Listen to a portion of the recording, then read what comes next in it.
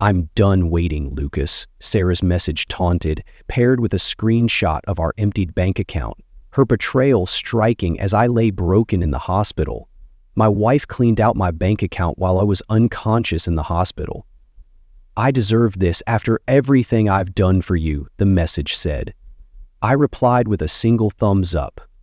When I was discharged the following day, I didn't go home. My name's Lucas Bennett, 46 years old and 23 years behind the wheel of a semi. Not the glamorous life, but it paid the bills and kept Sarah in the lifestyle she never appreciated. I'd been feeling that tightness in my chest for weeks. Just stress, I told myself. The road's weight was crushing me. Just the long hours and bad roadside coffee until I couldn't ignore it anymore. Somewhere outside Topeka, the pain got so bad I had to pull over. Called 911 myself. They airlifted me to Rapid City, South Dakota. Turned out I wasn't having a panic attack. My heart was shutting down. I remember the doctor's face before everything went black. "We're losing him," she said.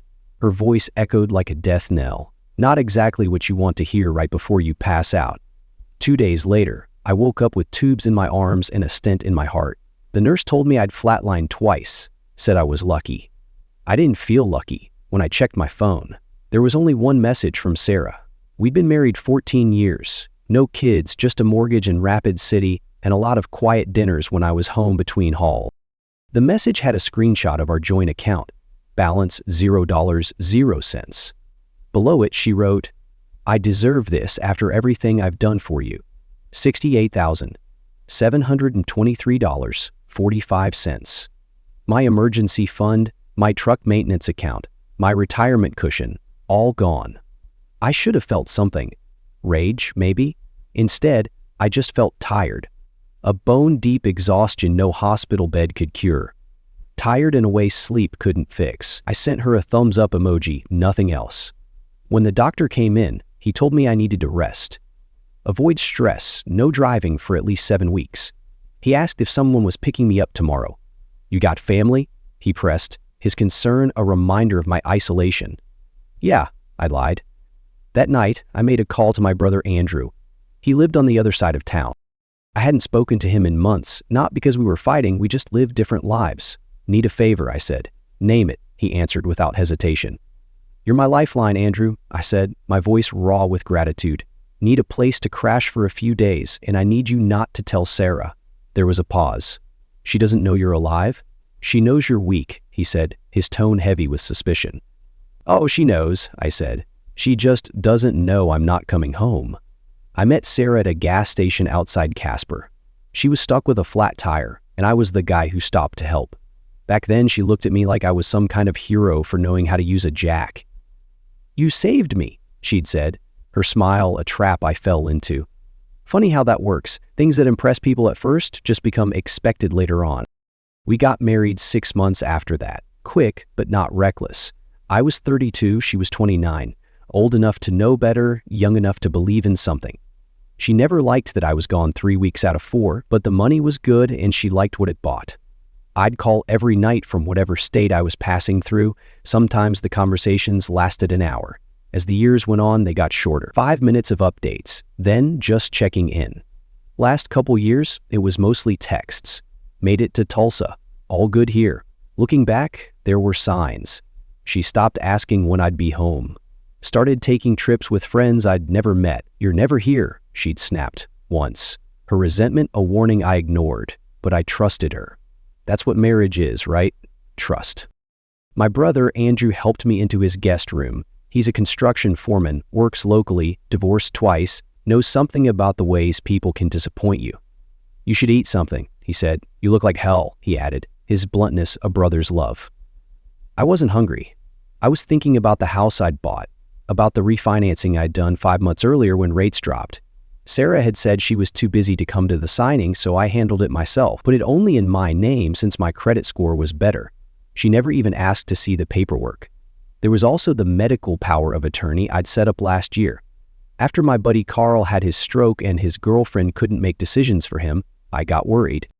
My niece Olivia, Andrew's daughter, helped me with it. Law student, smart kid.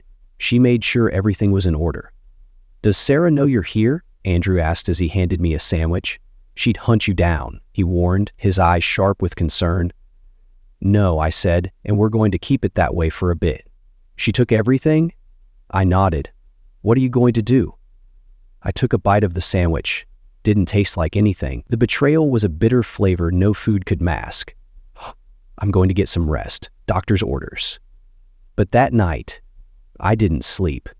I just stared at the ceiling, remembering all the little moments where Sarah had seemed distant, checking her phone under the table, changing passwords, moving money between accounts for better interest rates. Her secrecy was a puzzle I'd ignored too long. I'd been blind, but not anymore. On my third day at Andrew's place, I got a text from our neighbor Brian. Haven't seen you around, everything okay? Sarah's got some guy over, thought you should know. She's moving on already, Brian added, his words a fresh wound. I sat with that for a long time. Didn't respond, just let it sink in. Later, that afternoon, I drove with Andrew to the bank. Not our regular branch where Sarah and I were known, but the main office downtown. Asked to speak with a fraud specialist, showed them the text message with the screenshot, explained I'd been hospitalized, unconscious, that the withdrawals happened without my knowledge or consent. The woman behind the desk kept her face neutral, professional, but I could see it in her eyes. Pity, maybe a little anger on my behalf. She's a vulture, she whispered, her voice low with disgust. Mr. Bennett, we can start a fraud investigation, but given that it's a joint account and your wife has equal access, it may be difficult to prove. I understand, I cut in, but I'd like to try anyway. She nodded, started typing on her computer. We'll need records from the hospital confirming your stay, particularly documentation of when you were unconscious or incapacitated. Not a problem. And you should know if this becomes a criminal matter, the police will get involved. I looked at her. I'm aware.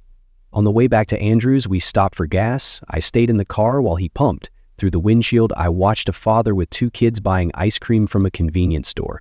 Normal life going on all around me. Their laughter mocked my shattered world. Want anything? Andrew asked. I shook my head. Back at his place, I made 3 phone calls. First, to my dispatcher, telling him I needed extended medical leave. Second, to the credit union where I kept a small business account for my independent contracting jobs. Third, to a lawyer friend of Andrew's. I need to know where I stand, I explained. With the house, with the accounts, with everything. The lawyer Derek agreed to meet the next day. I hung up and pulled out my laptop. Logged into accounts Sarah didn't know existed. Checked the status of investments she'd never asked about, not because I was hiding anything from her, but because she'd never shown interest in the boring parts of our finances. Her indifference was my shield now. While I was doing that, another text came through from Sarah, this time. Where are you? Your truck isn't at the depot. Did they tell you I came by? I didn't answer. Lucas, this is ridiculous. You can't just disappear. We need to talk about this. You're a coward. She added, her words a desperate jab. I put the phone down. Andrew looked over from the kitchen. She reaching out? You going to respond? I closed my laptop. Not until she pays, I vowed, my resolve hardening. Not yet. That night, I took a walk around Andrew's neighborhood. It was a clear night, stars visible even with the city lights. For the first time since the hospital, my chest didn't hurt, not physically anyway. The pain was now a fire, fueling my fight. I realized something during that walk. I wasn't angry anymore. I wasn't even hurt. I was just done. And with that came clarity. Sarah hadn't just taken my money. She'd given me my freedom. A week after I was discharged, I finally went home. Middle of the day when I knew Sarah would be at her office job. Used my key. Walked in like I'd just come back from another haul. The house smelled different. Cologne that wasn't mine, empty wine bottles in the recycling bin, 2 wine glasses in the dishwasher. Her betrayal stained every corner of our home. I packed some clothes, my important papers, and the small lockbox from the closet where I kept my birth certificate and passport. As I was walking out, I noticed the framed photo from our wedding day was missing from the hallway table. She'd erased me, but I'd rewrite my story. Back at Andrew's, I met with Derek, the lawyer. We sat at the kitchen table with papers spread out between us. "The house situation is interesting," he said, reviewing the refinancing documents. "Since you refinanced solely in your name with that medical clause, and given your recent cardiac event, you have a strong case for sole possession." "She can't touch it," Derek assured, his voice firm with confidence. "What about the money she took?" Derek frowned. "That's trickier. Joint accounts typically mean joint ownership, but," he tapped a finger on the bank statements, "the fact that she cleared it out while you were medically incapacitated could constitute financial exploitation of a vulnerable adult, especially since you have documentation that these were primarily your earnings." "We'll nail her for this," he vowed, his eyes sharp with intent. I nodded, "And if I want a divorce, South Dakota is an equitable distribution state. Given the circumstances, I think we can make a compelling case for an arrangement in your favor." He gathered the papers. "I'll draft some initial documents. In the meantime, don't contact her. Don't respond if she reaches out. Everything through me now." The next day, Sarah showed up at Andrew's house. I was alone, Andrew at work. I heard her car pull up, but didn't look out the window. The doorbell rang 3 times before she started knocking. "I know you're in there, Lucas. Your truck is parked down the street." Her voice was muffled through the door. "Face me, you coward," she shouted, her desperation piercing the silence. "You can't just hide.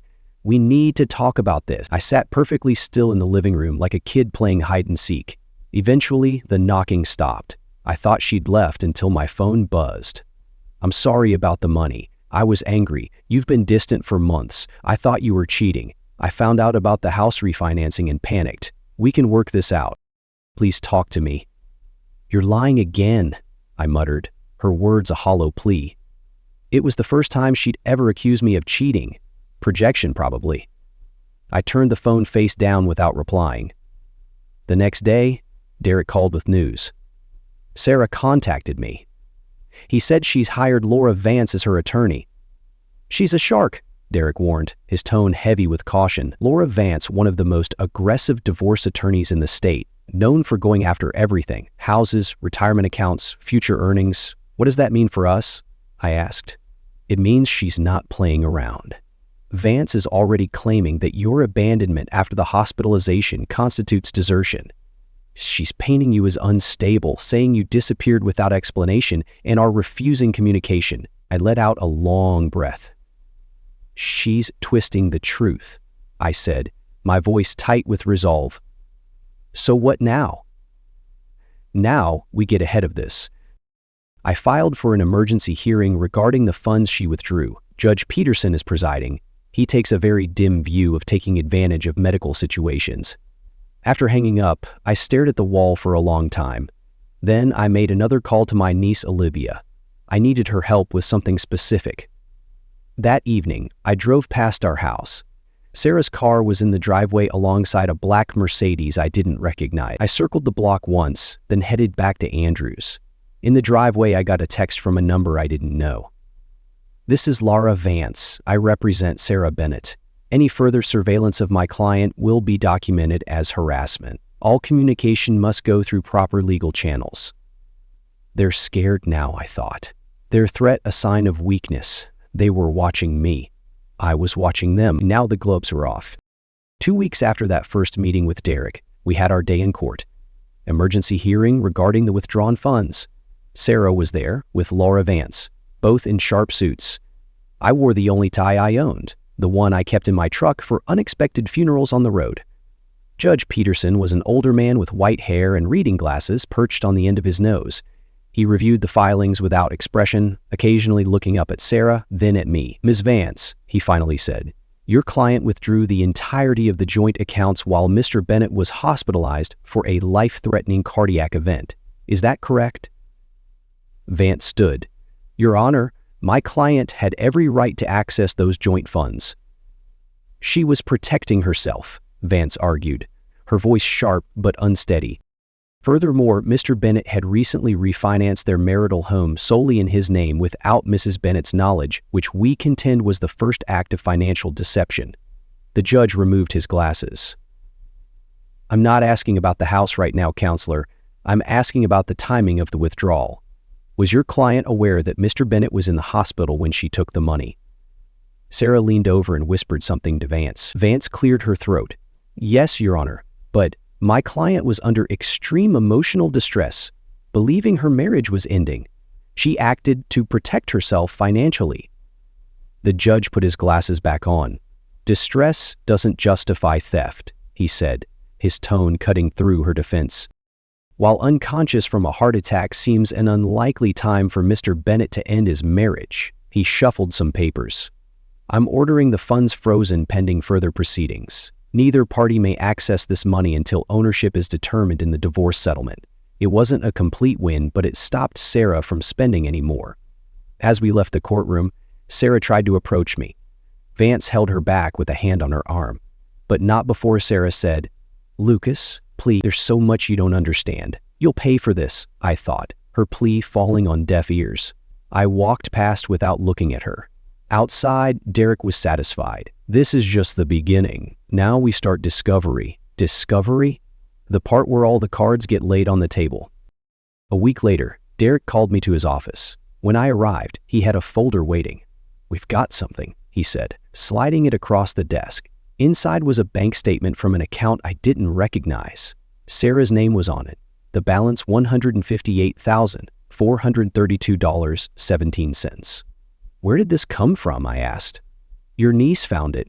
Olivia's internship at the credit union downtown gave her some insights. This account was opened 22 months ago. Regular deposits always just under $11, just under the reporting threshold. Classic sign of hiding money." "There's more," Derek said. "The deposits align with your long-haul schedule. When you're gone, money goes in." "She's been plotting for years," Derek said, his voice heavy with revelation. I sat back. "She's been planning this for almost 2 years? Derek shook his head. "I don't think she was planning to leave you, Lucas. I think she was preparing in case you left her." "Why would I leave her? I was working myself to death to provide for us." That's when Derek slid over another piece of paper, a credit card statement with a hotel charge from a place in Sioux Falls. Date: 5 months ago. I'd been in Boise that week. The name on the reservation was Brian Keller. Brian, our neighbor. The one who texted me about the guy at our house? Derek's face was grim. "We think Brian has been involved with Sarah for some time. He was creating a false trail to make you suspicious while they were together." "They played you," Derek said, his words a gut punch. "The betrayal wasn't just Sarah. It was coordinated, planned. Brian playing concerned neighbor while sleeping with my wife. Sarah draining our accounts while I was fighting for my life." I stood up. "What's our next move?"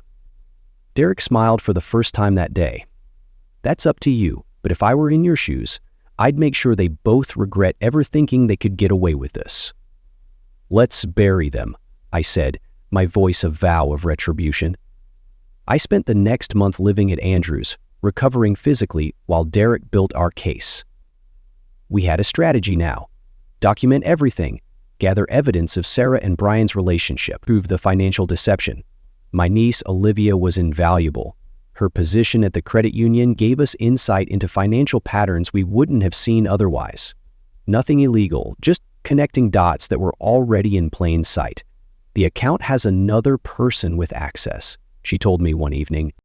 "Not a joint owner, but an authorized user." "Brian," I gasped. She nodded.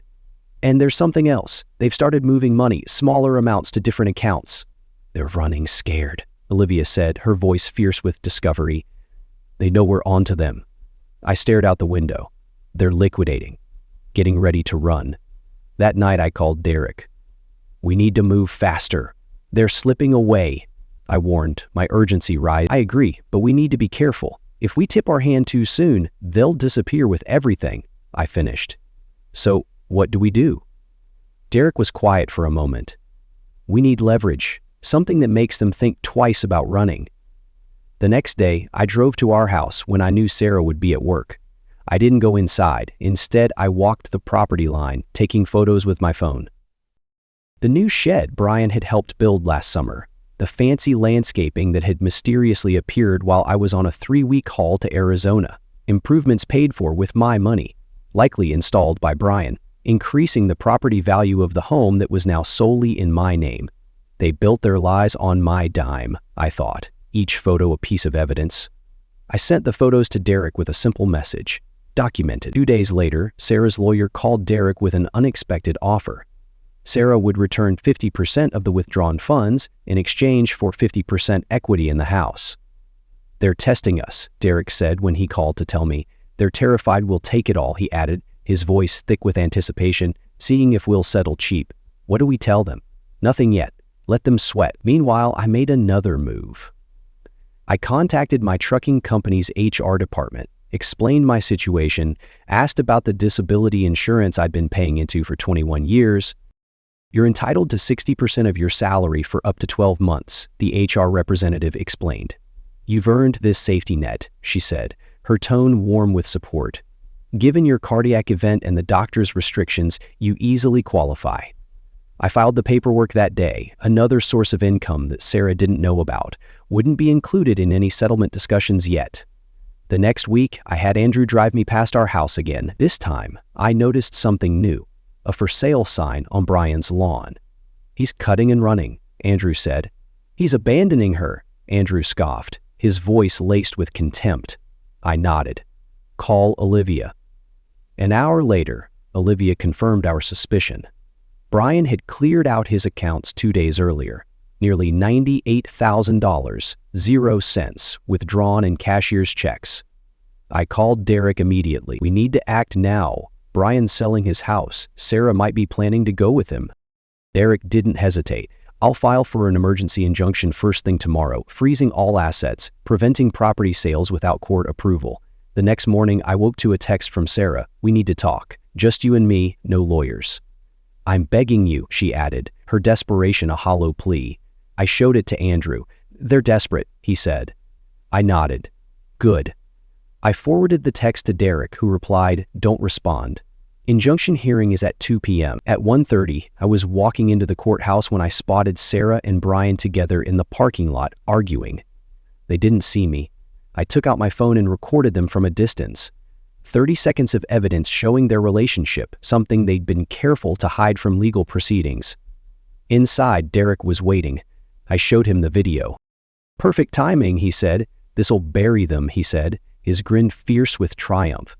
"Judge Peterson is already in a mood today." I straightened my tie. Then, let's not keep him waiting. Judge Peterson's chambers were smaller than the courtroom, just the judge, the 2 lawyers, Sarah, and me. Brian wasn't allowed in. He wasn't party to the divorce. The video of them together played on the judge's computer. No sound, but their body language said everything. "Ms. Vance," Judge Peterson said when it finished, "would you care to explain why your client has been declaring under oath that she has no relationship with this neighbor when video evidence clearly shows otherwise?" "You've lied to this court," he snapped, his voice sharp with disdain. Vance looked shaken. "Your Honor, the nature of their relationship isn't relevant to the financial matters at hand. It is when financial fraud is being alleged." The judge turned to Sarah. "Mrs. Bennett, are you planning to leave the state with Mr. Keller?" Sarah's face went pale. I don't..." "Let me rephrase," the judge continued. "The court has evidence that you and Mr. Keller have been moving substantial sums of money, that Mr. Keller is selling his property, and that you withdrew funds from joint accounts while your husband was incapacitated.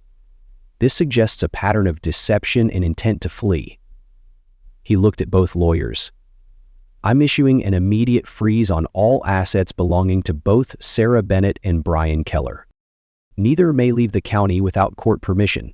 Additionally," he turned to me, "given Mr. Bennett's medical condition and the evidence of financial exploitation during his incapacity, I'm granting temporary exclusive use of the marital home to Mr. Bennett."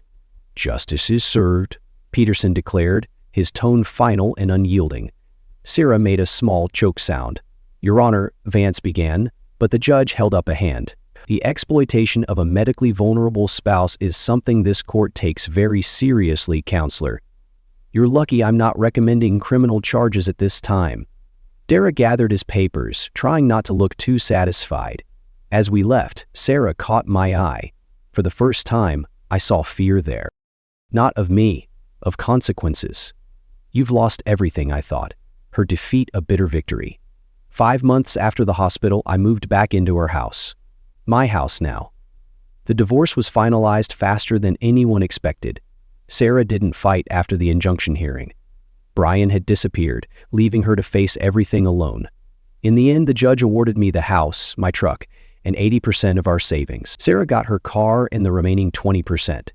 The secret account was split 50/50, but only after she paid my legal fees from her share. I never spoke to her directly again, everything through lawyers. The last I heard, she'd moved to Sioux Falls, starting over, I guess. Her empire of deceit crumbled, leaving her alone in the wreckage. I sold the house 8 months later. Too many memories. Bought a smaller place closer to Andrew and Olivia. Used some of the money to help Olivia with law school. She's going to make a hell of an attorney someday. I don't drive long haul anymore. My heart can't take the stress, doctor says. Found work dispatching instead. Home every night. It's quieter than the open road, but there's something to be said for stability. The calm is my reward. A life rebuilt from her ruin. Sometimes people ask if I'm angry about what happened. I'm not. Not anymore. You can't control what others do, only how you respond. Sarah thought she was taking everything from me that day in the hospital. Instead, she forced me to fight for myself in a way I never had before.